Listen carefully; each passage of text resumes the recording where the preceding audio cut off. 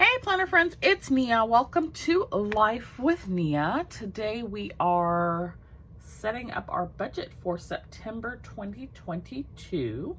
So I am going to talk about goals, income, expenses, cash envelopes, sinking funds, debt, savings, challenges, and business expenses. So we have a lot to cover, so I'm going to jump right in, starting with goals.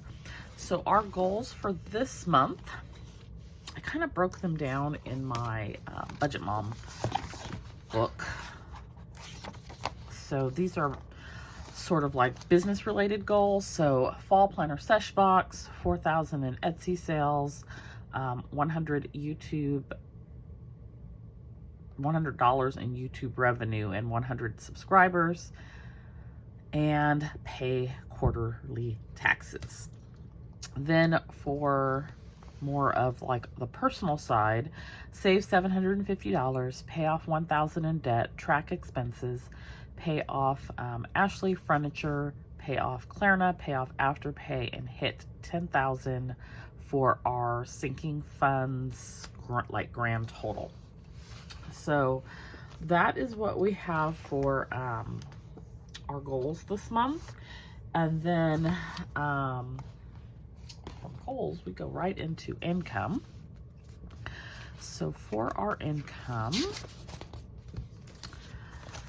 I am expecting $7,594.90. Most of that comes from my primary source of income, which is $5,132.28. That's already come in. I have $165.75 from a health stipend, $31.87 from a telework stipend, and then these are estimates for Etsy. They're pretty high, but we're gonna see what happens. And if you're wondering, you know, I said 4,000 in sales, but this does not add up to sales because I don't get that full 4,000 of revenue. There's fees and shipping that come out of the money before Etsy sends it to me. And then I further break this down because I'll send a portion of it to taxes. And now I've got a portion of it that I have going towards a Roth IRA and a portion of it that's going towards like a profit account. So, and then part of it goes back into business operating expenses. So it's really not truly reflective of what goes into my pocket. But anyways, I just wanted to explain that really quickly. So 100 in YouTube revenue is what I expect this month. Combination between last month and I think the month before. I need to check that because I don't know if I don't know. YouTube has been going down, so I'm not sure. I'm not even sure I'm going to get a YouTube payment this month. $31.50. Then I did some miscellaneous. I put in like a little miscellaneous section here. So I've done some miscellaneous things this month and I'm missing a thing. So recycle, I redid that. It was $18.60. I cashed out on Ibotta. That was $48.84. And then I had a mystery grab box. And that was $39.66 after fees and shipping. So that's where we're at this month, not including the mystery box because I left it off. We're at $53.65, so we've got a little over $2,200 to hit this $75.94 to go. All right, so that's income for this month. Next, we have expenses. So for expenses, not expecting anything to be really different this month. We've got all of the expenses associated with our home and utilities, debt, and recurring business expenses like Design Studio and QuickBooks and Shopify and whatnot. And then the one thing that will be added this month is quarterly taxes. That's going to come out of my tax sinking fund. But other than that, I don't expect anything unusual to be happening with business or with expenses this month. Okay, so next we have cash envelopes, and there is a separate cash envelope video. If you're interested in seeing the cash envelope stuffing, I will link it below.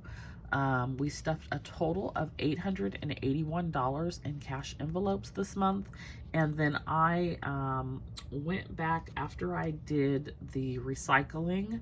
I took $10 from the recycling and I added it to my Costco envelope because I forgot Costco and Sam's Club this month when I was doing my cash envelope. So I added it to the Costco envelope, $10 to the Costco envelope. So that increased my total here from $881 to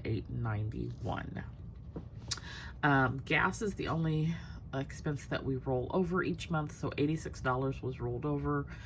So then we have $166 for gas this month, probably way more than I will need, but I like to have that cushion for gas. Gas is still pretty high here. It's come down. It's not over $6 anymore, but it's like $5, so excuse me. Okay, sinking funds. I went through my sinking funds for like 2 hours last night and just completely reconciled everything because I knew that the emergency fund number and the health number, not health, house home number were off. And so I just went through there. Actually, there were a few that were off, but I knew those two were off. And so I went through and I completely reconciled everything and got good numbers. Let me know if you'd like to see a sinking funds video, like an update from the beginning of the month, or not the beginning of the month, beginning of the year to now, through the end of August, I guess. I had said I was going to do them quarterly, but I just haven't, and I'm not sure if there's even an interest in that, but let me know if that's something you'd be interested in. Good news is, going through and reconciling, I was only off by about $5. So our grand total for our sinking funds right now is $8,991.27. We have $3284.08 in our emergency fund, and these numbers do not include, this is really the end of August, the beginning of September, does not include what I contributed in September, which is in this column. So we'll add that at the end of the month once we know grand totals of what's been added or taken away. So $3284 for emergency fund, $1604 for taxes, $775 for vacation, $80 for health. I've depleted this a little bit, and so I'm adding more. I was doing 20, now I'm doing 40. So we'll see how that goes. Car had also been depleted, so we're at $52.15, and we're adding 40 a month right now because of needing to get that fund back up in case we have any car issues. Bulk shopping, $105. PD has $220. The home fund has $1,573. Business has $31. Christmas has $310.63. Black Friday has $375. Self-care has $0. Sam's Club has $40. Costco has $40. Amazon Prime has $50. Canva has $50. P.O. Box has $40. Clothing has $50. iPad fund has $10. Utilities $70. Birthday $10. And then these two new accounts that I added. Profit has $115.27. And then contributions to a Roth for my business income has $104.50. So total is $8,991.27. My goal this month, going back to the goals, was $10,000 on our sinking funds. So that's a little over $1,000, like $1,009 to hit that. Definitely a stretch goal because I know that I have to pay quarterly taxes, and that's going to reduce this by maybe $300 or $400. So that, taking that into consideration, it may be harder to reach the $10,000 goal, but we'll see. We're gonna still go for it. PD is here. He gave y'all a little half high.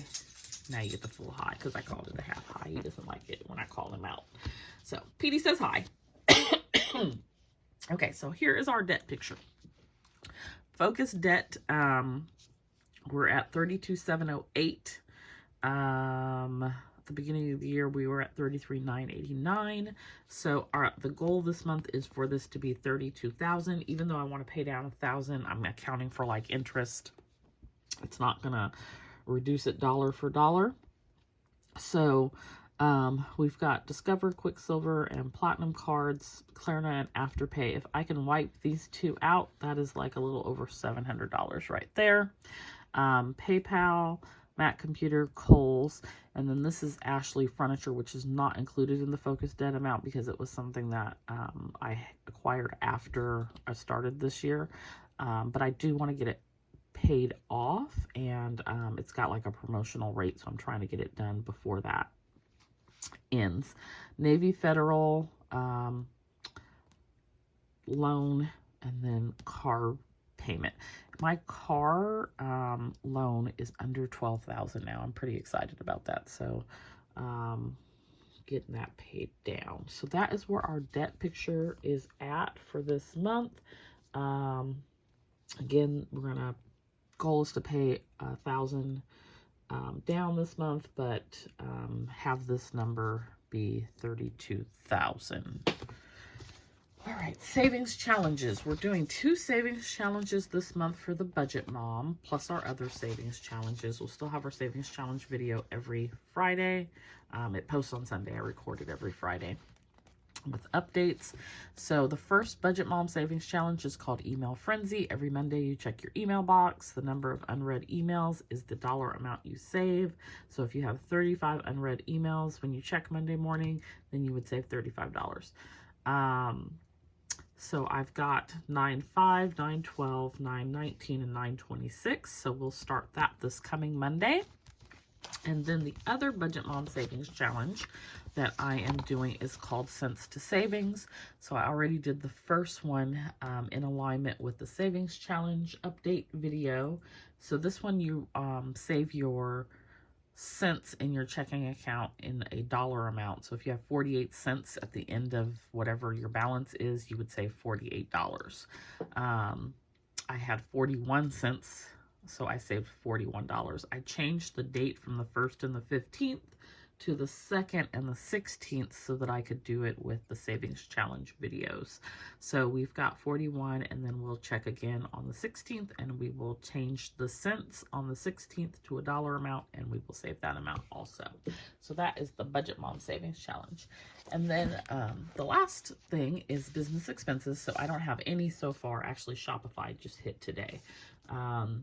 But no business items yet. But I am going to have probably a significant number of things. I've gotten most of what I planned for the Sesh box, but I do have some things I need to still order and pay for, like journaling cards. I'm still looking for the perfect pen. So I've got a little over $100 set aside for business expenses, but I know it's going to come to more than that to get the last few things for the Sesh box. Sesh box will be available later this month, probably towards the end of the month. And so I'm going to be getting those things, and that will be added to my business expenses. So that is where we are at for September. I think we have a good budget. One thing I will add is, so I had shared I was using the Budget Mom's Excel spreadsheet, still doing that. But you know what I did? I went back to every dollar, and my numbers on every dollar and on this book are not jiving, which is fine. That's not the reason I went back to it.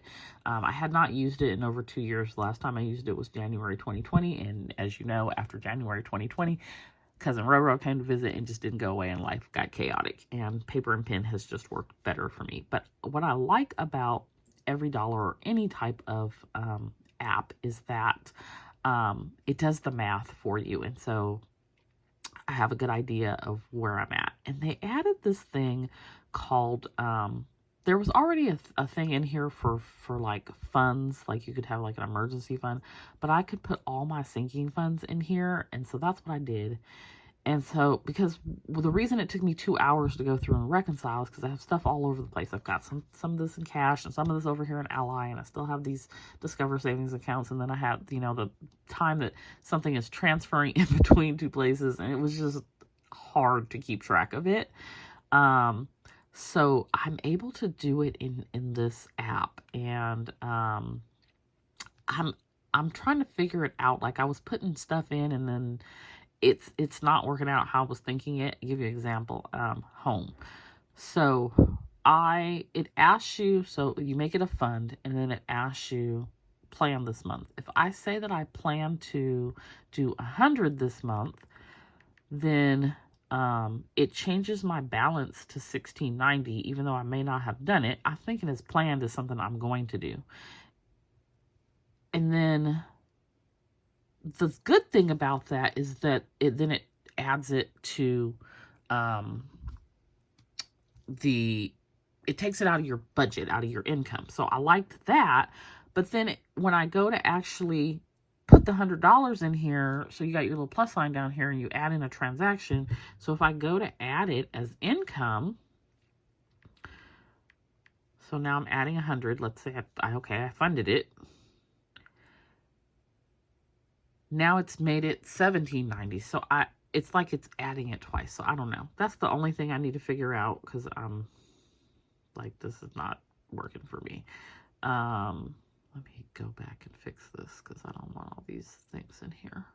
So planned is 0, and then it puts it under spent, but it's a positive. I don't know. But aside from that, you just have to manipulate how you put the information in there. I wanted to take it out of the budget because I want to know how much money I have left, but I don't want it to count twice. So there's that. But I got it all set up again and I like it. So, I may do this if you all want to see this. I'm not going to be fancy. You're going to see it right here on my phone like I'm showing you today. I would need to have to, learn how to add it to like the screen, and we're not there yet in our technological skills. But I just thought that I would share that with you all. Let me know if you use an app and what app you use and how you like it. I really like that for that sinking fund feature. Anyway, don't forget to like and subscribe. Comment down below how your September budget is going, if you've got it set up yet, and any apps that you use to track your budget. I'll see you next time. Bye.